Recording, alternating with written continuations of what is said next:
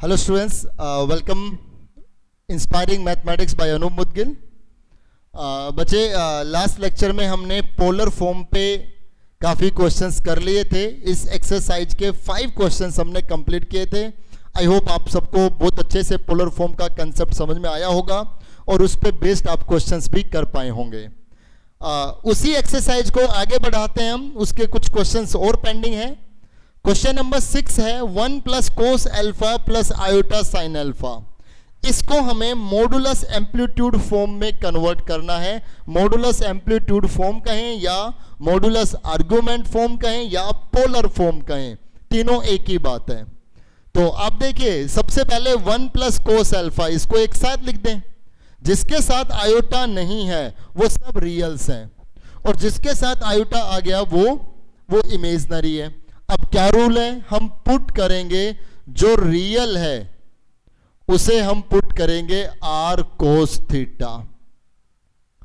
जो रियल है उसे पुट करेंगे आर कोस थीटा और जो इमेजनरी है आयोटा के साथ कौन है, साइन अल्फा, इसे पुट करेंगे आर साइन थीटा। जो रियल है उसे पुट करेंगे आर कोस थीटा, जो इमेजनरी है उसे पुट करेंगे आर साइन थीटा। इसके बाद ये फर्स्ट ये सेकेंड क्या करना है हमें, squaring and adding first and second. First और सेकेंड को स्केयर करके ऐड करा देंगे। यहां आएगा 1 प्लस कोस अल्फा का स्केयर, यहां आएगा साइन स्केयर अल्फा, लेफ्ट को लेफ्ट से राइट को राइट से, और यहां आएगा r square cos square theta plus r square sine square theta. यहां स्केयर खोलिए, 1 plus cos square alpha plus 2 cos alpha plus sine square alpha is equal to r square. R square common तो कितना बचेगा, cos square theta plus sine square theta. ये 1 हो गया। यहां पर ये cos square alpha plus sine square alpha ये भी 1 हो गया। तो ये आपका 1 प्लस ये 1 हो गया plus 2 cos alpha is equal to r square. ये हो गया 2 plus 2 cos alpha is equal to r square. 2 common, 1 plus cos alpha is equal to r square. 2 into 1 plus cos alpha का फॉर्मूला लगा दें। Trigonometry में पढ़ा है ना हमने, 1 प्लस कोस थीटा का फॉर्मूला क्या होगा, 2 कोस स्केयर एंगल का half is equal to r square. So R square is equal to ये 2 इंटू 2 कितना हो गया, 4 cos square alpha by 2। So R is equal to 2 cos alpha by 2। ये R की वैल्यू आ गई, R is equal to 2 cos alpha by 2। Modulus आ गया। अब एम्पलीट्यूड और चाहिए, क्या करें, इसको इससे डिवाइड कर दें। ये आपका 2/1 हमने किया, लास्ट लेक्चर में हमने ऐसा डिस्कस किया था। इसको इससे डिवाइड कर दो, आर्गुमेंट या एम्पलीट्यूड आ जाएगा, आर से r cancel, sine theta by cos theta कितना, टेन थीटा। यहां ऊपर हो गया साइन अल्फा और नीचे हो गया 1 plus cos alpha. So tan theta is equal to, ऊपर साइन अल्फा का फॉर्मूला लगा दें। साइन अल्फा का formula I mean sine theta का फॉर्मूला क्या होगा, 2 sine alpha by 2 cos alpha by 2 divided by नीचे 1 plus cos alpha 1 plus cos theta का फॉर्मूला जो होगा 2 कोस स्केयर अल्फा बाई 2। 2 से ये 2 कैंसिल, एक कोस से कोस भी cancel. So tan theta is equal to sine alpha by 2 divided by cos alpha by 2। ये बन गया 10 अल्फा बाई 2। और यहां से हम देखेंगे थीटा हमारे पास कितना आ गया, अल्फा बाई 2। राइट, थीटा की वैल्यू हमारे पास कितने आ गई, थीटा की वैल्यू आ गई अल्फा बाई 2। अब हम इसको पोलर फॉर्म में चेंज कर सकते हैं। तो पोलर फॉर्म हमारे लिए क्या होगी, z is equal to r cos theta plus iota sine theta.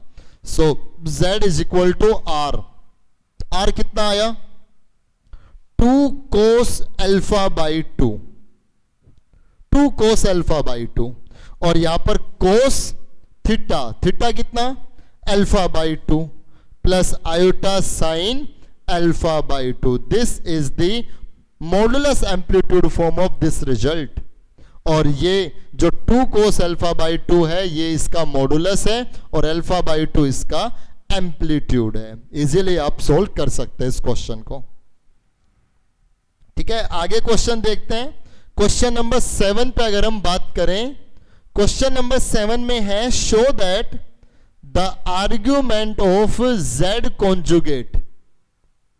Prove करना है कि किसी भी कॉम्प्लेक्स नंबर के कॉन्जुगेट का जो आर्गुमेंट आएगा वो 2 pi minus argument of z के इक्वल होगा, इसके इक्वल होगा.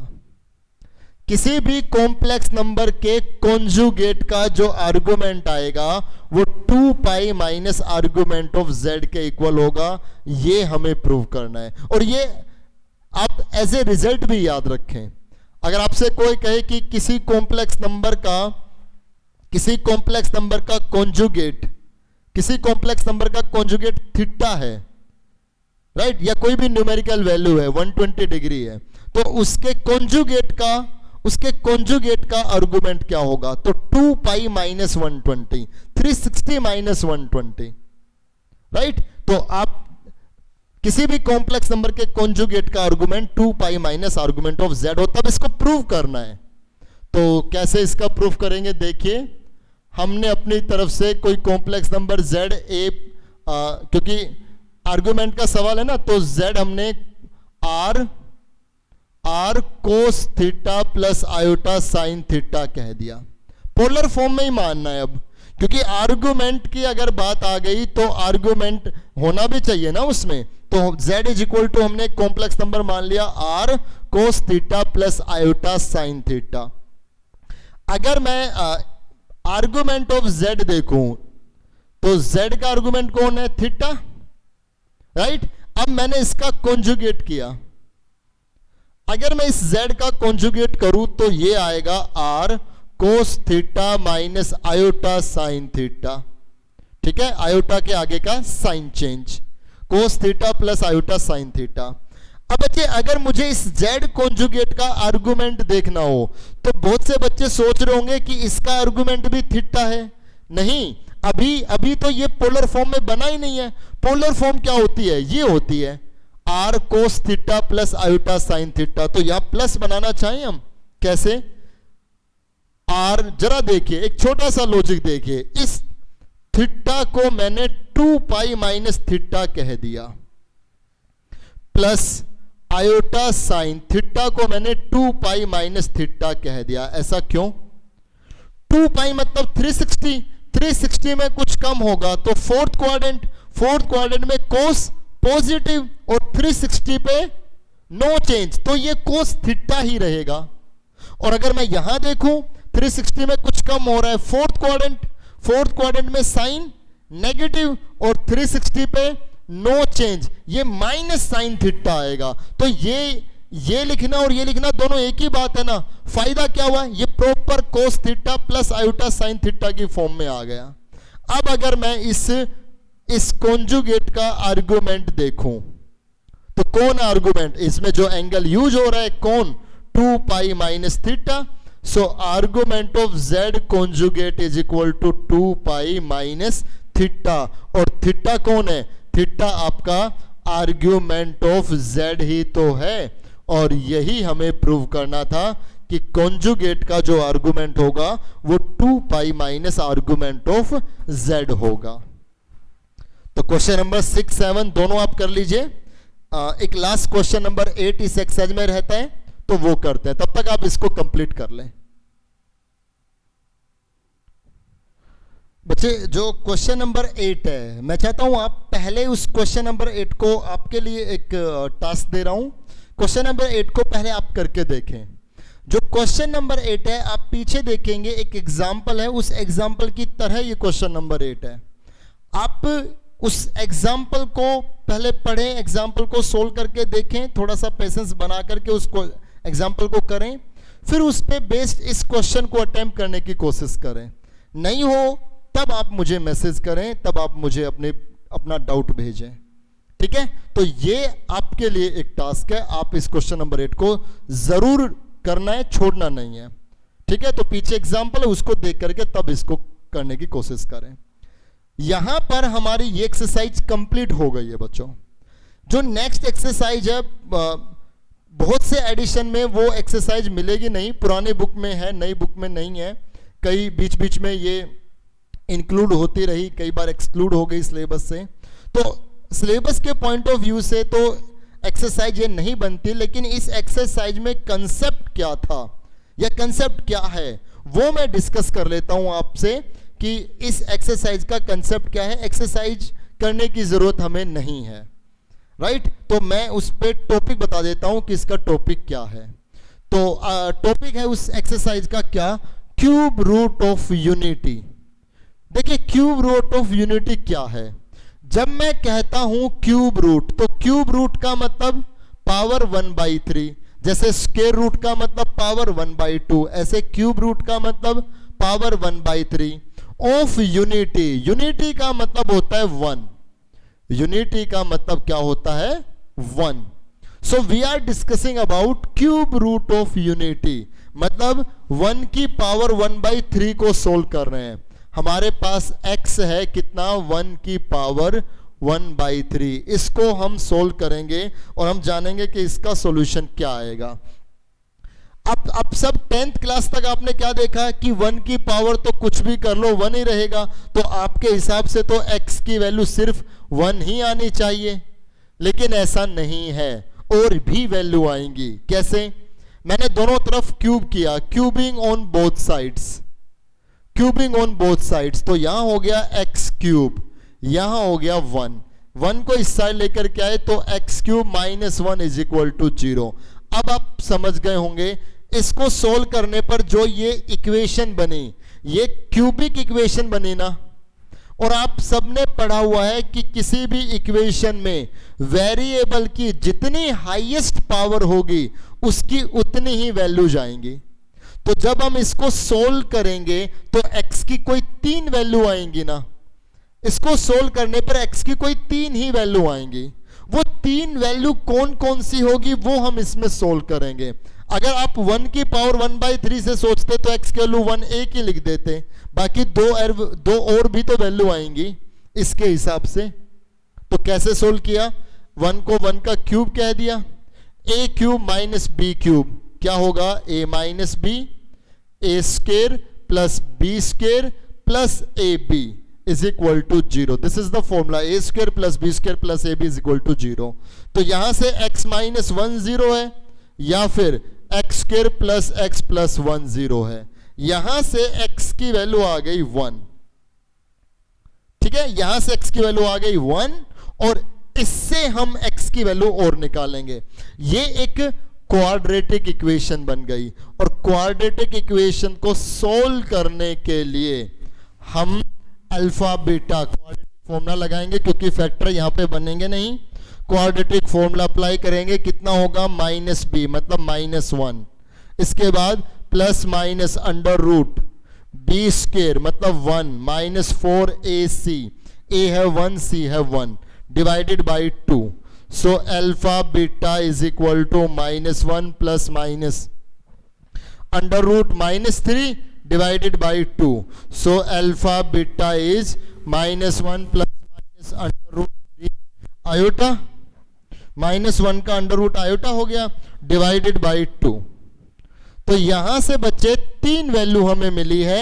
एक वैल्यू तो मिली 1, एक -1 plus under root 3 iota by 2, और एक -1 minus under root 3 iota by 2। जब हमने क्यूब रूट ऑफ यूनिटी को सोल्व किया तो x की ये 3 वैल्यू आ गई। अब ये बार बार ये वैल्यू लिखना थोड़ा सा मैथमेटिशियंस के लिए थकाने वाला काम था, या उन्होंने इनके लिए एक लेटर फिक्स कर दिया। तो 1 तो 1 ही रहा, फिक्स है। इन दोनों में से ये कॉन्जुगेटिव पेयर में रहेंगे। मैंने आपको बताया था कि किसी भी क्वाड्रेटिक इक्वेशन को सोल्व करने पर अगर उसका एक रूट आयोटा की फॉर्म में आता है तो दूसरा रूट उसका कॉन्जुगेट होगा। ये और ये एक दूसरे के कॉन्जुगेट ही तो है, आयोटा के आगे का ही तो साइन चेंज है, तो ये दोनों कॉन्जुगेट फॉर्म में रहेंगे। इन दोनों में से किसी एक को नाम दिया गया ओमेगा। ओमेगा ये भी हो सकता है, ओमेगा ये भी हो सकता है, और जो दूसरा है वो ओमेगा का कॉन्जुगेट है। जो दूसरा है वो ओमेगा क्या क्या है, कॉन्जुगेट है, उसको नाम दिया गया ओमेगा स्क्वायर। और अच्छी बात यह है कि अगर ये ओमेगा है, आप इस पूरे का स्क्वायर कर लो, यही आएगा, और अगर ये ओमेगा है तो इस पूरे का स्क्वायर कर लो, ये आएगा। Let me explain that. Omega मान लीजिए -1 प्लस √3 आयोटा बाई 2 है, तो देखना ओमेगा स्क्वायर करना, -1 प्लस √3 आयोटा का स्क्वायर और नीचे 2 का स्क्वायर, 4 आ गया। So omega square is a plus b का होल स्क्वायर लगा दें, a square plus b square -2√3 iota divided by 4। Iota square हो गया -1 जो इसको -3 बना देगा। So omega square is -2 iota divided by 4। Omega square 4 इसके नीचे 4 इसके नीचे माइनस, या मैं ये कहूं कि इससे 2 कॉमन, तो -1 √3 आयोटा बाई 4, ये कैंसिल, तो ओमेगा स्क्वायर -1 √3 आयोटा बाई 2। देखो ये दूसरी वैल्यू आ गई ना ये। तो अगर ये ओमेगा है, इस पूरे का स्क्वायर करोगे तो ये आएगा। और बच्चे इंटरेस्टिंग क्या है, अगर ये ओमेगा है, ओमेगा अगर हमारे पास -1 √3 आयोटा बाई 2 है, और अगर आप इसका स्क्वायर करें -1 √3 आयोटा का स्क्वायर नीचे 2 का स्क्वायर 4, इसको सोल्व कर लो, आप ये पाओगे। तो इन दोनों में एक ओमेगा है, दूसरा उसका स्क्वायर है, वो ओमेगा स्क्वायर है, और इन दोनों की ओमेगा और ओमेगा स्क्वायर की वैल्यू कॉन्जुगेटिवली ये रहेगी, ये क्या, -1 प्लस -√3 आयोटा बाई 2। ठीक है, this is all about cube root of unity. और इन तीनों में अब रिलेशंस बन गए, कुछ आइडेंटिटीज बन गई, क्या कि अगर हम इन तीनों को ऐड करें 1 प्लस ओमेगा स्क्वायर, तो वो 0 आएगा। आप करके देख लीजिए, आप इन तीनों को ऐड करके देख लो। 1, अब देखो मैं यहीं पे ऐड करके दिखा देता हूं, एलसीएम आ जाएगा 2, यहां 1 प्लस कर रहा हूं ना, कितना आएगा -1 प्लस √3 आयोटा, प्लस कर रहा हूं तो प्लस, यहां ये डिवाइड, तो ये आएगा -1 -√3 आयोटा, ये कैंसिल। और एक सेकेंड, यहां पे 2 आना था ना, इसके नीचे 1 है तो 2 आना था, 2 - 2 0 बाई 2, रिजल्ट आ गया 0। अब इन तीनों को ऐड करेंगे, एलसीएम आएगा 2, तो ये 2 हो गया, प्लस करके ये आ जाएगा, प्लस करके ये आ जाएगा, सारे कैंसिल हो गए। So 1 plus omega square is equal to 0। This is first identity in case of omega. दूसरा क्या है, अगर हम इन तीनों को मल्टीप्लाई करें, 1 इंटू ओमेगा स्क्वायर, अगर हम इन तीनों को मल्टीप्लाई करें तो इनका रिजल्ट 1 आएगा। और इन तीनों के मल्टीप्लाई कितनी हो गई, ओमेगा की पावर 3, जो किसके इक्वल रहेगा, 1 के। तो बच्चे ये दो रिजल्ट्स हैं जो आपको याद रखने हैं, एक तो 1 plus omega square is equal to 0, और दूसरा रिजल्ट है ओमेगा की पावर 3 इज इक्वल टू 1। इनको मल्टीप्लाई करने पर 1 आया। कैसे, आप मल्टीप्लाई करके देख लें, 1 मल्टीप्लाई ओमेगा कितना, -1 प्लस आयोटा √3 बाई 2, फिर इसको -1 माइनस आयोटा √3 बाई 2, तो ये -1 का स्क्वायर माइनस ये और ये आयोटा स्क्वायर √3 का स्क्वायर 3 बाई 4, -1 का स्क्वायर 1, आयोटा स्क्वायर -1, तो +3 by 4, this is 4 by 4, that is 1। इसका रिजल्ट आ गया 1। ठीक है, और अगर ओमेगा की पावर 3 1 के इक्वल है, अब एक बात समझना, अगर ओमेगा की पावर 3 1 के इक्वल है तो ओमेगा की पावर 3n1 के इक्वल रहेगा ना। अगर ओमेगा की पावर 3 की मल्टीपल है, मान लो 300 है, तो मैं इसको ओमेगा की पावर 3 इंटू 100 कह सकता हूं। ओमेगा की पावर 3 कितना, 1 की पावर 100, 1 ही तो रहेगा। सो ओमेगा की पावर 300 कितना आया, 1। ओमेगा की पावर 3 की अगर मल्टीपल है तो उसका रिजल्ट 1 रहेगा, कंफर्म है। अगर ओमेगा की पावर 3 के मल्टीपल में 1 ज्यादा है तो इसको क्या लिखेंगे, ओमेगा की पावर 3n इंटू ओमेगा की पावर 1, तो ये ओमेगा आएगा ना, क्योंकि ये तो 1 हो गया। अगर ओमेगा की पावर 3 के मल्टीपल में 2 ज्यादा है, दिख रहा है ना, 3 के मल्टीपल में, थोड़ा ऊपर लिखते हैं चलिए। अगर ओमेगा की पावर 3 के मल्टीपल में 2 ज्यादा है, ओमेगा पावर 3n प्लस 2, तो ओमेगा की पावर 3n इंटू ओमेगा की पावर 2, तो ये ओमेगा स्क्वायर रहेगा, राइट। और ओमेगा की पावर 3 के मल्टीपल में 3 ज्यादा तो होगा ही नहीं, अगर 3 ज्यादा हो गया तो फिर वो तो 3 का ही मल्टीपल है, ठीक है। तो ये क्यूब रूट ऑफ यूनिटी के बारे में था बच्चों। इस पे बेस्ड आप, अगर आपके पास बुक है जिसमें ये एक्सरसाइज भी इंक्लूड है, तो आप इस पे बेस्ड एग्जांपल सिर्फ कर लेना, ठीक है। उसमें सिंपली ये और ये आइडेंटिटी वर्क करेगी, राइट। जैसी आयोटा वाली एक्सरसाइज थी ना फर्स्ट, वैसी ही एक्सरसाइज है। जो भी आपके डाउट हो आप मुझे बता देना इस पे रिलेटेड। स्कूल रीओपन होंगे तब हम इसको वहां पे बता भी देंगे, लेकिन इसमें कुछ ज्यादा है भी नहीं, यही सब बातें हैं, ठीक है। मैं बता रहा हूं कि इंक्लूड एक्सक्लूड होती रहती है एक्सरसाइज। अगर आपको कहीं कॉम्पिटिटिव में या कहीं भी टेस्ट में इस पे बेस्ड क्वेश्चन मिल भी जाए तो आपको इन आइडेंटिटीज का यूज करना है जो हमने ये बताई है। और आप सब इसको पढ़ने के बाद इसके एग्जाम्पल्स तो जरूर एक बार देख लेना, ठीक है। तो यहां हमने इस 5th चैप्टर के एक पार्ट को कंप्लीट कर दिया है बच्चे। चैप्टर नंबर 5th है ना, इस 5th चैप्टर के 2 पार्ट बनाए गए हैं, 5A and 5B। Chapter 5th के 2 पार्ट बनाए गए हैं, 5A एंड 5B। तो 5A हमारा कंप्लीट हो गया। अब हम 5B की शुरुआत करेंगे नेक्स्ट लेक्चर में, अभी नहीं कर रहे। बच्चे कभी सोचे कि इसको भी आज ही स्टार्ट कर दिया गया है। 5th B को नेक्स्ट में स्टार्ट करेंगे नेक्स्ट लेक्चर में, जिसका नाम है क्वाड्रेटिक इक्वेशन। क्वाड्रेटिक इक्वेशंस, और इनके बारे में आपने बहुत ज्यादा पहले से पढ़ रखा है। तो जो 5th B है उसमें 2 एक्सरसाइज है और दोनों एक्सरसाइज क्वाड्रेटिक इक्वेशंस के ऊपर है। चलिए वो हम करेंगे नेक्स्ट लेक्चर में, तब तक आप अपना ये सारा काम कंप्लीट कर लें। मिलेंगे नेक्स्ट लेक्चर में। Thank you very much.